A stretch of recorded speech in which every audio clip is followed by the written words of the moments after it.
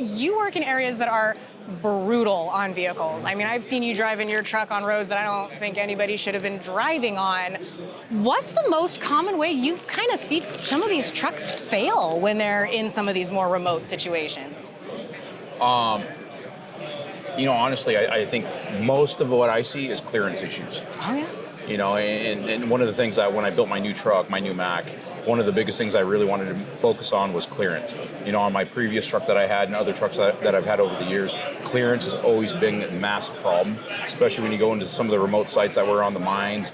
You got to have that clearance. And on that Mac that I built, man, it's got tons of clearance. It's got clearance for days. Yeah, and you're talking ground clearance. You got to be able to, yeah. Not only just ground clearance, on the axles, but on the body itself. Sometimes you're really, really close to the toe of the hill where your body's going to rub. So my issue that we've had is clearance. As far as that goes, one of the other things that we've kind of come into, over the years, I've seen reliability on the trucks. And not only on just the trucks, but whether it's the equipment you have on the trucks and everything else. So, when we designed this last truck and we kind of came up with the idea of what we wanted to do, we wanted to make sure that we put whatever we did on it was going to be as reliable as it could be. And so you chose Mac for the actual powertrain that's moving your vehicles. Yeah. I know you work with CM truck beds. Why did you choose these partners to work with on the items that you work with? Well, when it comes down to it, what people see on the show, that's genuinely who Freddie and I are. So if I'm going to promote something, if I'm going to use, let's say I'm using a Mack truck, that's what I use. That's what I would use whether I'm on TV or not. The truth is I only promote brands or companies that I personally believe in. So Palfinger, Mack, Lincoln, CM truck beds, C-Tech manufacturing. These are companies that I not only just work with, but they're friends. We have a genuine relationship, and the products are genuinely products that I believe in and that I use. Do you ever give them feedback on how you use them that goes back into how they work and build and produce the equipment? Oh, absolutely. C-Tech actually just came out with a new drawer system. And one of the things, in my opinion, there's nothing better than a C-Tech drawer. But when it comes down to it, there's always been kind of a shortfall or one of the issues is a lockout. When you pull the drawer out and you got a handful of sockets, you're trying to put it back in, there's no lockout to keep that drawer from going back in. Oh, okay. So recently, C-Tech just actually launched their new lockout, but that's from feedback not only that they've gotten from me, but from other companies and other people as well, that's something we wanted to see. They took that to heart and they changed it. Well, because you're not always on level ground, so some of those small things can really make an impact. I bet you my truck is 90% of the time when I'm working on off-camera ground. It's never level, so it's never an ideal situation. So having that lockout is tremendously, beneficial. I can lock it out, get all my stuff put in there, unlock it, and put it away. That is amazing. So use and abuse is in the job description for work trucks. They are meant to be tools for the job. What is one of the ways that you kind of really see them being abused the most in the work truck industry?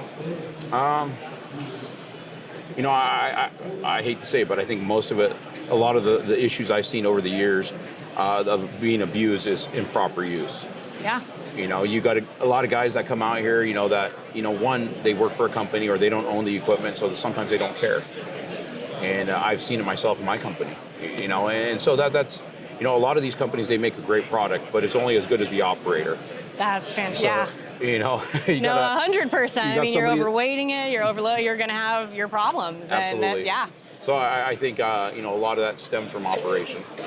And then what's one thing if a fleet manager was watching right now and you wanted to just shove it into their brain to keep their trucks running, some of the things where you have to go and you see fixes and problems, what's one thing that they could, aside from proper use, do to make sure that their vehicles stay running and reduce the downtime?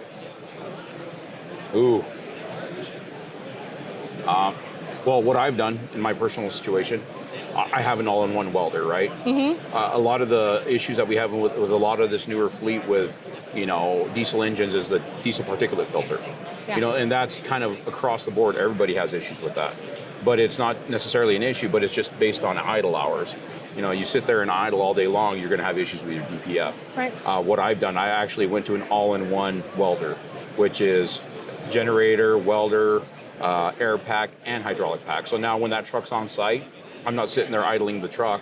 I have my welder running, and that's all I run. So, if I was a fleet manager, that would be definitely something I look into. having an all-in-one unit that can actually run not just the welder and the air, but also run your hydraulic pack to be able to run your cranes and everything else that you need. So really understanding the job that the vehicles are doing so that you can power them and use them effectively. And it's not for everybody. Not everybody has a crane where they need a hydraulic pack. But if you do, if you're running any hydraulics, I know a lot of guys that are running not only hydraulic cranes off of their welders, but they're running line boring equipment and stuff of that nature. So that way, you're not running that truck, that's 300, 400, 500 horse sitting there idling all day long. You just run that small 60 horsepower motor on your welder, and that's plenty. That's fantastic. All right, the last question that I've got for you, the one that is really on my mind. All right, the giant wrench that you hold in the intro for Mine Rescue, is it real? 100% real. What would that be used for? So you get into some of the bigger fittings, 6-inch fittings, and stuff like that. That's what you use for. So you got that long torque on it, so you can really reach around. Well, you need the jaw that's big enough to be able to reach around it as well. All right. So you can start working on pumps or any kind of manifolds that are large diameter. You got to have that leverage. But yeah, it's 100%, and it's actually a steel. It's a steel pipe wrench as well. So it wasn't a light thing. No. All right. I know what you're talking about, and I remember when I did it because they wanted me to do it over and over again, right? And by the end of the day, I actually had a bruise on my shoulder where that pipe wrench was hitting my shoulder. Well, it looks great in the intro. Thank you so much for answering that. Thank you, I appreciate Laura. your time Appreciate today. it. Thank you. Thank you. You have a good one.